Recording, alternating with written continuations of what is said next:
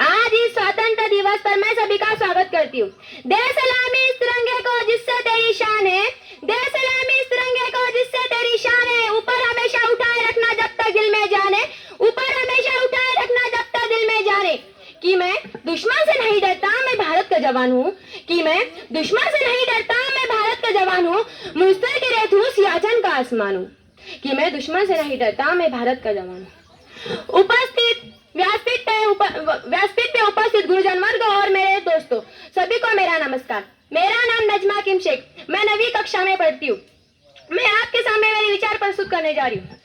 देश मेरा जल रहा है, आग लगी है सीने में, हुक्मरान सब व्यस्त है, खून गई का पीने में। तो घायल भारत चीख रहा है, चीख सुनाने आई हूँ।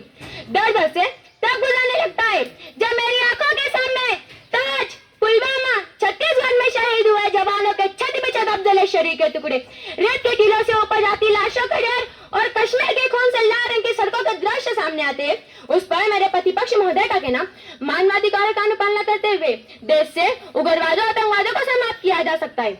अब तो हमारा तिरंगा झंडा भी हमसे पूछने लगा है कि क्या बात है भारत।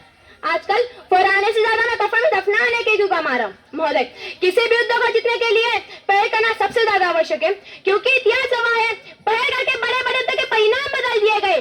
परंतु आज मानवाधिकारों के कारण हमारे देश के जवान इस कदर बंधे हुए हैं कि अपने ड्यूटी पर खड़े होकर भी आज पहल करने से डरते, क्योंकि महोदय उन्हें भविष्य में कटघर में खड़े होने का डर सता रहा हुआ है। वो जानते चाहे एक उग्रवादी की राइफल से निकलने वाली गोली को तय करना पड़े या न पड़े कि वो किसी को लगेंगी, लेकिन हमारी राइफल से निकलने वाली हर गोली को निर्णय लेना पड़ता है कि वो निर्दोष को लगे या निर्दोषी को लगे, परंतु वो निर्दोषी को नहीं लगनी चाहिए।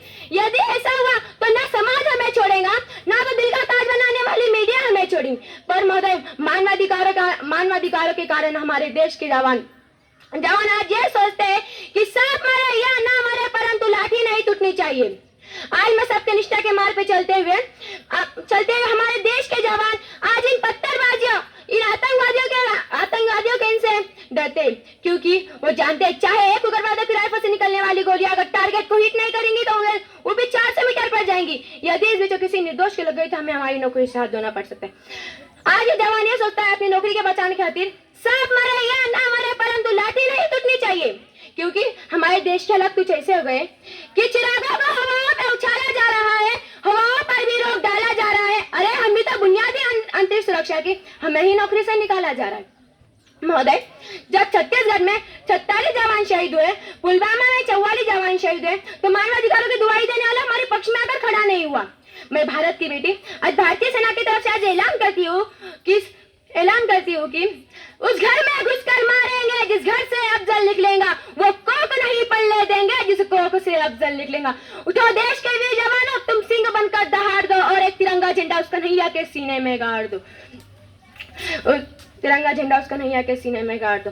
मैं जिनवानी को विराम करने जाते हुए मैं सिर्फ इतना ही कहना चाहूंगी कि मुझे अफसोस है अपनी न्याय प्रक्रिया पर जहाज भी सांप जैसे रात के अजमल जैसे सांप का आतंकियों के लिए मंगलों के दरवाजे खोल दिए जाते जैसे मानवाधिकारों के नाम की दुहाई देने वालों, सीमा पर लड़ा नहीं जाता। मानवाधिकारों की दुहाई देने वालों, सीमा पर लड़ा नहीं जाता। चरखों से शोलों के आगे रामायण पढ़ी नहीं जाती। तो सूरज ही हट सकता है, एक आइटम बम की रक्षा आइटम बम ही कर सकता है। जय हिंद, जय महाराष्ट्र।